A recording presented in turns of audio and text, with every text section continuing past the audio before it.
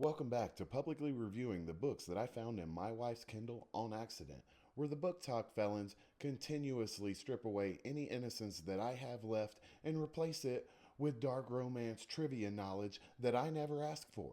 In this episode of That's Not Romance, That's a Felony, I'll be reviewing Credence by Penelope Douglas, which the book talk tricksters told me was a cute coming of age story about a girl with a very supportive family in the mountains of Colorado. And I'm sure that it'll come as a shock to none of you that they lied.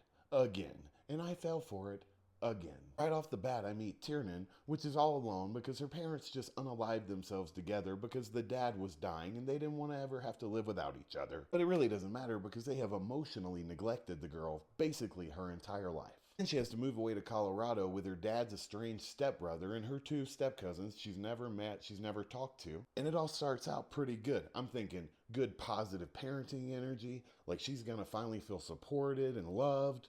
Who knows, maybe this guy even becomes the father figure that she needs so badly. I was wrong again.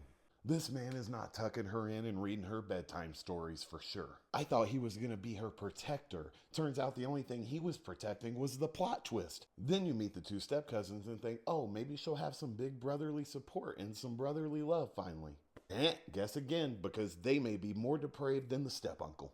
I swear, as soon as the snow started falling and she turned 18, it's like they forgot what morals were and they completely forgot what the word boundaries meant. You guys said it was a book about a family coming together and you didn't lie about that part, did you? This book gives a whole new meaning to winter is coming. Ned Stark would be rolling in his grave, even though Jon Snow may approve. Guys, I might originally be from Alabama, but I am not from that part of Alabama. I mean, there were scenes in this book where I was literally putting it down and talking to the Lord. You really just let them put these words in this book. I'm disappointed. On a real note, Penelope Douglas is the only writer that can make me extremely uncomfortable while at the same time keeping me turning those pages like an addict. So for that, the Bored Trophy Husband review of Credence is definitely 5 trophy husbands.